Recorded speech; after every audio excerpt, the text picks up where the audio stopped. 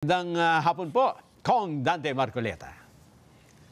Magandang hapon po sa ating lahat. Sana po lahat ng ating mga kabayang nakikinig ngayon ay nasa magandang kalagayan. Napansin ko, Nelson, wala yata yung ating... Si Jen po ay medyo kahapon pa na nahihirapang magsalita, na namamalat.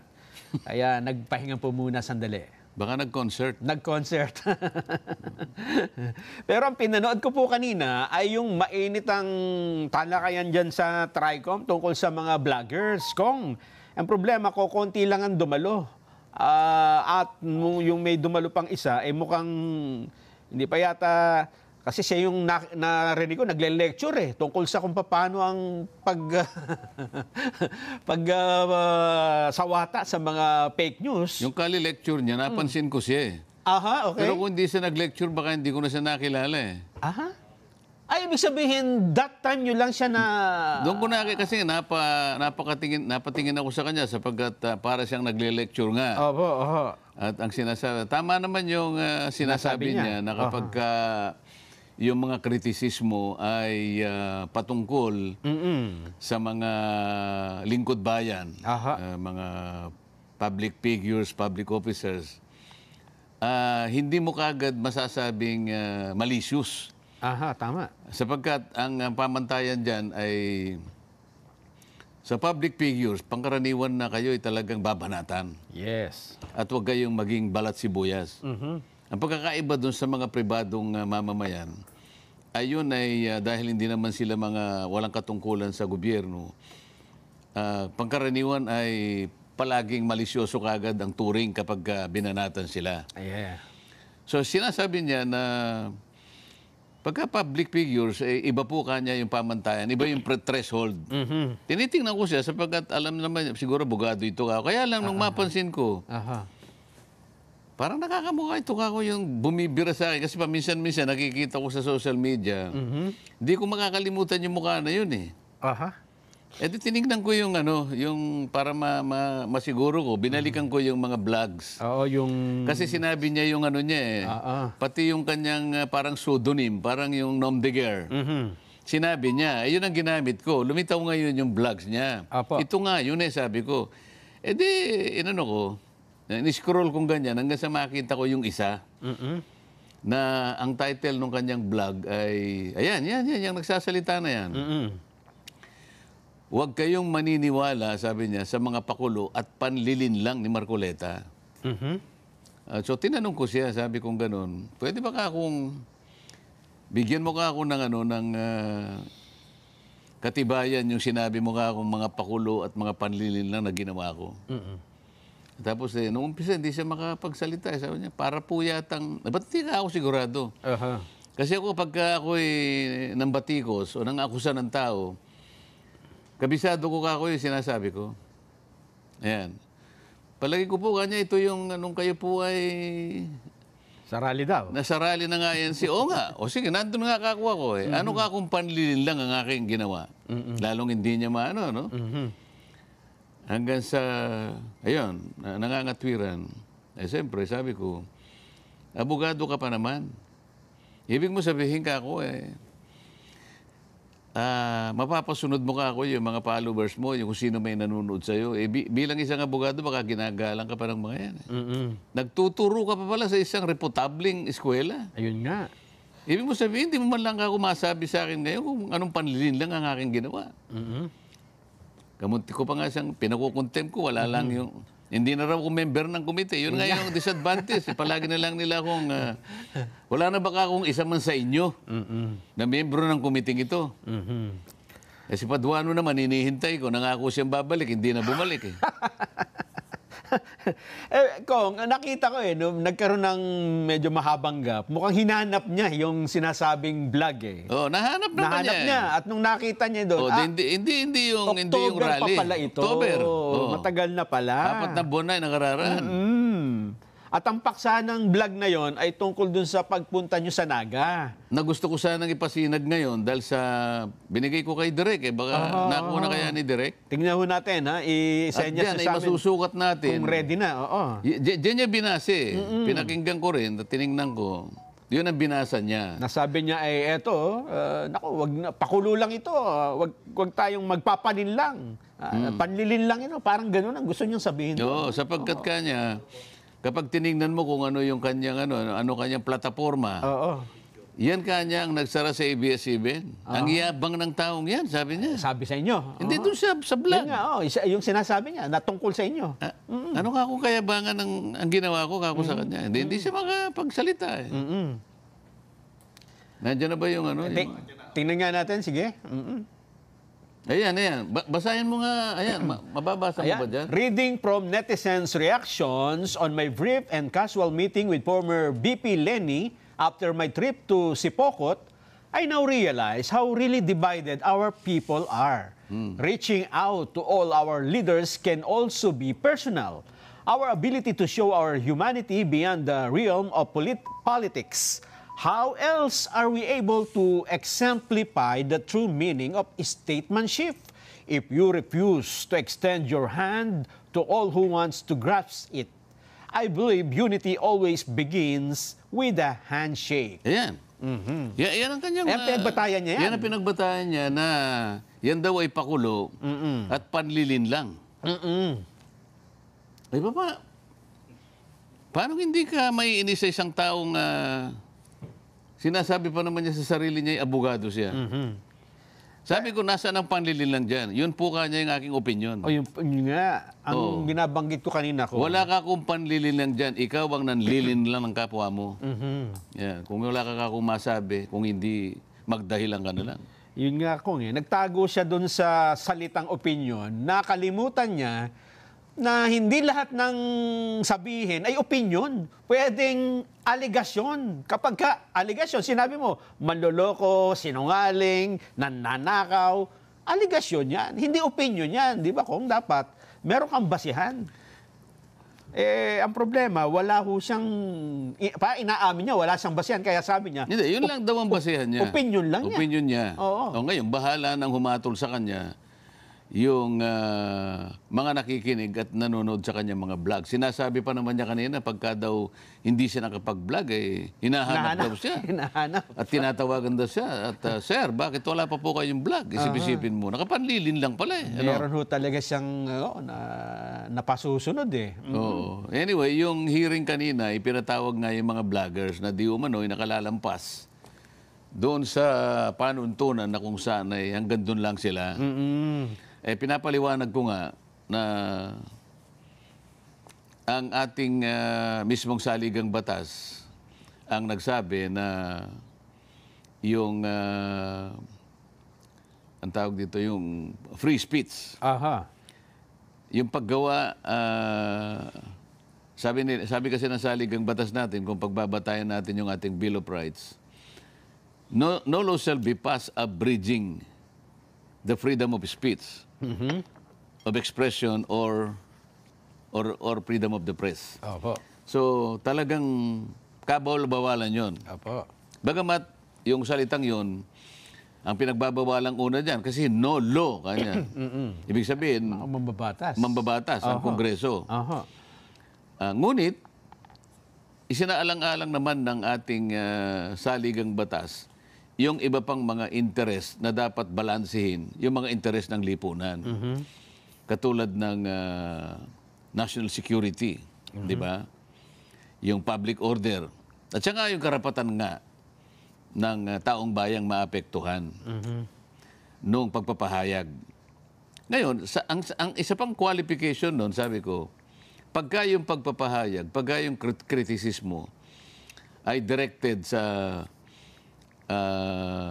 manggagawang gobyerno, public official, o public figure, nang sinasabi nga doon kung lalong-lalo na kung ang pinag-uusapan, ang pinagmumulan ng kritisismo, ay maaaring maklasify na public issue o public interest, ay yun ay talagang kung tutuusin mo ay kalasag, parang hadlang para sa mga batas na kung tawagin ay nagpaparusa ng libel, ng defamation, ng slander. Apo. Kasi nga ang talagang babalansihin mo yung karapatan ng isang tao na maproteksyonan ang kanyang integridad sa isang banda at yun namang karapatan ng publiko na makaunawa ng impormasyon o makarating sa kanyang impormasyon. Opo. Yun naman ang isang on the other hand, ano?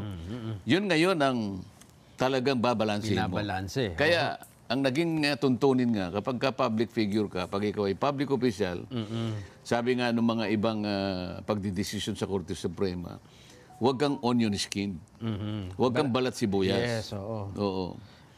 Sabi nga nung chairman, anong jurisprudence ba yung unang binasa mo? Matagal na pero landmark. Aha.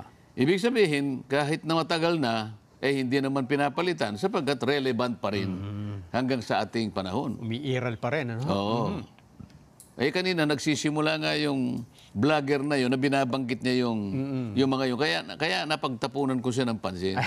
Napansin ko tuloy, parang ito ako yung ano? Ayun nga, ho. So kaya pala ganun ang pagsasalita niya, baka sakaling mapansin ko, wag mo akong banatan kasi public figure ka. Ayun. Para bang lisensya niya, na kung public, papayag naman ako eh. Sabi ko, kamukha nung binigay kong halimbawa sa iyo kanina. Aha. Na-discuss natin dito yon Nelson, yung isang babaeng vlogger, alam mo naman, na ako isinama sa isang billboard ng isang kumakandidato na ayaw niya pala yung kandidato na yun sapagkat ito daw ay maraming asunto ng ganito. Hindi ba ako kulang na lang na murahin din niya ako.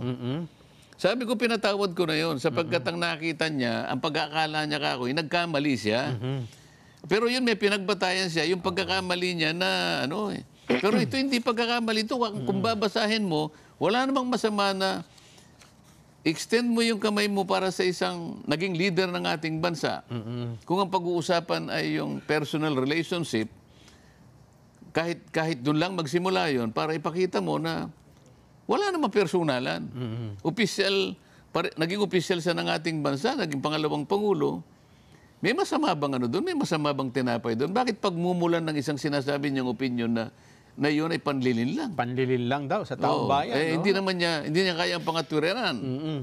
Abogado naman siya. Akala ko ba abogado ka ako? Actually, hindi lang ho yan yung mababaw pa nga lang yan eh. Ha? Kung tutuusin eh. Marami pa siyang mga, lalo na nung sa rally, marami siya talagang direktang sinasabing puro aligasyon na mismo sinasabi niya, wala naman siyang basihan.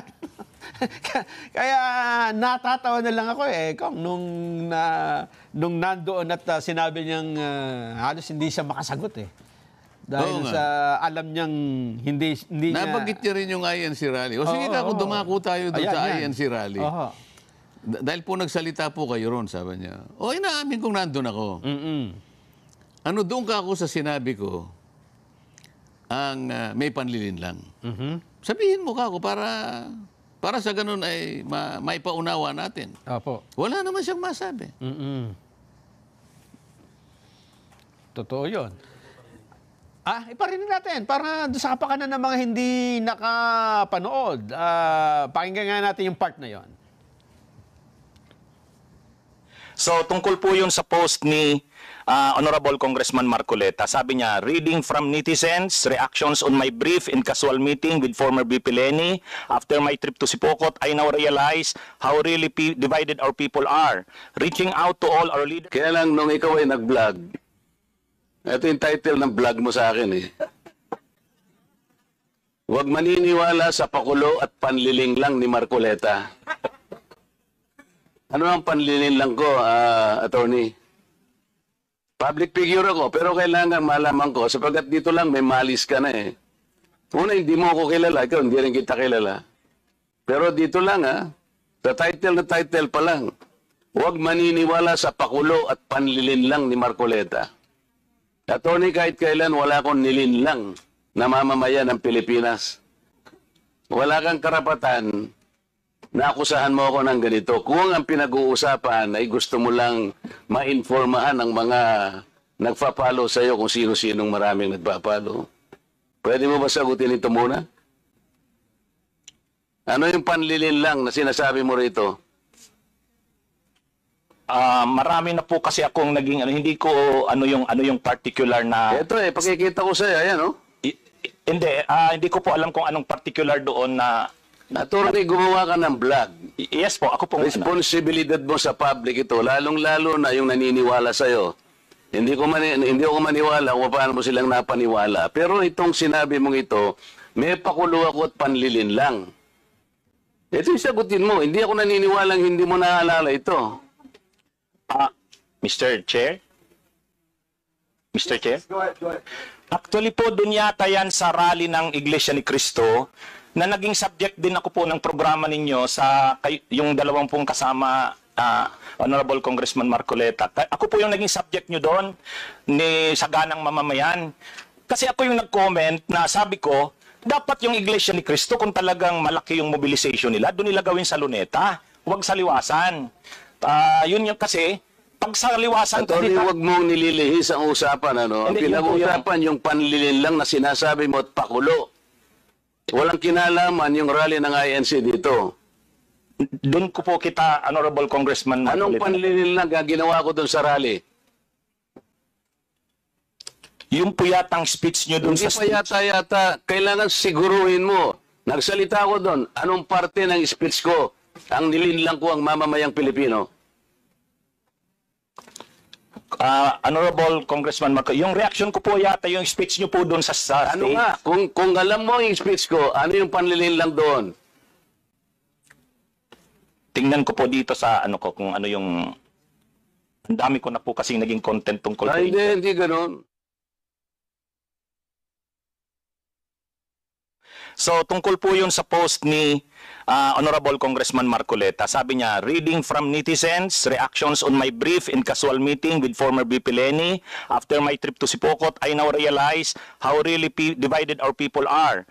Reaching out to all our leaders can also be personal. Our ability to show our humanity beyond the realm of political. How else are we able to exemplify the true meaning of statesmanship if you refuse to extend your hand to all who wants to grasp it? I believe unity always begins with the handshake. Tapos may picture siya, kasama niya sa PBBM, si Duterte, si Leni, si Sara. Ang reaction ko doon, sabi ko, wag tayong padadala doon sa pakulo na yon at panlilang na. Kasi sabi ko, ang totoong statesman, ang paninindigan niya para sa bayan. Hindi ko nakita kay Congressman Marcoleta na ang mga paninindigan niya sa issue ay para sa bayan. So honest opinion ko po yun. Yung po yung ano ko. Hindi po ako doon, hindi po malicious yung ano ko, yung intention ko doon. Mr. Chair, may I react? Marcoleta, now you have the floor. Pinutol mo lang, attorney. Ang kasunod nun, alam mo, tingnan po ninyo yung record ni attorney ni Congressman Marcoleta. Siya yung nagsara sa ABS-CBN. Ang yabang-yabang niya. Yes. Isip-isipin mo, sasabihin mo sa akin, you do not even know the issues. Attorney, alam mo ba yung issue sa ABS-CBN? Yes, yes po. What do you know about it? Mr. Chair. You can reply, Attorney Higi, please. Mahaba po yung mga issues. Pero ang niraise nyo pong issues doon, maraming hindi binabayaran na tax ang ABS-CBN, may mga properties na in-acquire na illegal yung pagkaka-acquire, hindi binabayaran ng mga workers. So, mainly po yun yung nakita kong niraise yung issues nung pinasara yung hindi binigyan ng renew yung franchise. So, Mr. Chair, ano ang panliling lang doon? Ni hindi mo alam yung Philippine Depositary Receipts, ni hindi mo alam yung corporate layering, ni hindi mo alam yung transfer pricing na ginamit nila para magkaroon tax evasion through Big Dipper. Ni hindi mo alam ang napakarami nun. Pagkatapos magbibintang ka na pakulo lang lahat ito, tako'y nanlilin lang. Ano ang binibigay mo sa followers mo, Mr. Chair? Wala kang masabi na panlilin lang eh. Ang sinasabi mo ngayon, opinion eh. Pwede kang humabyo ng opinion, attorney ha, kung talagang attorney ka. Pero wag kang mag-chat-chat na ako'y nanlin lang ng mamamayang Pilipino. Ayun. Yan ang sinasabi natin, Kong, di ba? Nakita mo naman. Na meron siyang sinasabing opinion, pero yung kanyang aligasyon, hindi mo pwede sabihin opinion lang yan. Aligasyon na nanlilin lang, nanloloko. Parang sinasabi nila na... Actually, parang nag-aakusa pa eh. Oh, yun nga po. Pagkatapos, Akusasyon nga po yun eh. Pwede mo bang sabihin sa korte yun na pasensya na po kayo, yun ang opinion. Hindi mo pwede, magkakagulo ang buong bansa pagka hahabi ka ng opinion ng sarili mo lang, kinatha mo lang sa isip mo. Na naginip ka lang, pagkatapos tinranslate mo bilang isang opinion. Ayun nga ho. Maninira ka ng dangal ng kapwa mo. kahit na public servant yun eh. Sana kung meron lang pinagbasihan sana, Yes. na pwede niya tingnan nyo, kinamayan niya rito, pero doon pinagtatawanan niya. Halimbawa, gano'n. Oo. Meron siya ngayong mahabi na parang hindi totoo, parang pakulo lang. Kailangan mga tuwiran siya. Wala eh. Sinabi ko lang naman na bumisita ako, masama ba? Naging pangalawang pangulo naman ng ating bansa. Malapit naman yung opisina niya doon sa dinaanan namin eh. Halimbawa kung ito, sinabi niya rin ito, may vlog siya rito, ito ang opinion. Halimbawa, sinabi niya, magandang araw, kahit lawyer siya, mali ang mga sinabi ni Marcoleta, January 15. Ito opinion nito. Ba, hindi siya, tama yan, opinion niya. Pero sinabing, nanloloko ka, nagsisinungaling ka, yun ang dapat na may basihan, hindi ba? Dapat ipakita mo ano yung panloloko. Ito yung sinasabi natin kung na marami siyang vlog na yung iba rito ay hindi niya pwedeng panindigan dahil puro aligasyon na wala namang ebidensya. Kasi kanina, Nelson, binasa ko yung landmark case ito na para sa ganon, sapagkat ang sinisiyasat ay yung nakikita nilang parang paglampas sa guhit ng propriety yung mga nagbablog, maraming nasasaktan, ganito, ganyan. Opo. So, yun ang dahilan kung bakit pinatawag yung inaakala nilang medyo kalampas-lampas na, medyo kasobra-sobra na, na mga batikos at mga komento ng mga nagbablogs. Aha. Binanggit ko itong landmark case na ito, Nelson. Yan.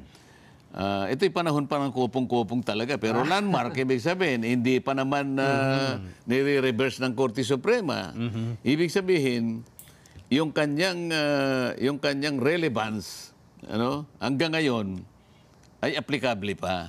Okay. Ito yung United States versus Bustos, 37 Philippines 731. Kasi kasi yung mga recent na libro ng Korte Suprema, iskra na ang tawag eh. Iskra, Supreme Court reports annotated. Pero pag sinabi mong Philippine reports, Ba? ito'y pre-war ito. Wala pa palang iskra niya. Oo. Ang nakalagay doon nga, ang sinasabi, huwag kayong masyadong manipis. Yang batikos kanya ng public sa inyo, parang scalpel kanyang ganun eh. Masakit yung scalpel, matalim yun eh. Ngunit ang yung pansalag mo doon kanya, yung parang meron kang balm na mag-a-assuage ng sugat mo sapagkat ikaw kanya malinis ang konsensya mo. Yun ang kaya, yun paliwanagan mo sa ganun. Yes. Kaya pag public officers kayo, huwag kayong masyadong magdaramdam kaagad, sabi niya.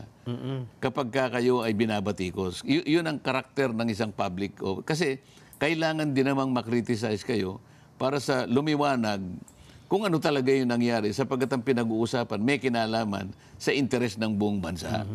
Yun ang parang patakaran. Sabi ko nga sa kanila, bago nga ako umalis, yun ang iniwan ko din na sana huwag tayong magpakadalos-dalos na pagagalitan natin sila kagad. Mga public servants tayo. Huwag lang kako yung ganito na kapag tinatanong mo naman, asan ba yung basihan? Hindi man lamang niya masabi kung ano yung basihan niya. Basta na lang siya magtatago sa kanyang opinion. Abogado pa naman kako. So talaga meron pa ring limitasyon kung ano. May limitasyon kasi hindi absolute yun eh. Hindi. Kapag yung ibang interes ng lipunan ay nalalagay na rin sa issue katulad ng public order, public morals, public safety, ay kailangan balansehin mo yun. Sa pagitan naman ng kailangan ng tao yung impormasyon at kailangan niyang maproteksyonan ang kanyang reputasyon, babalansehin mo din yun. Kung ano ba talaga ang dahilan at may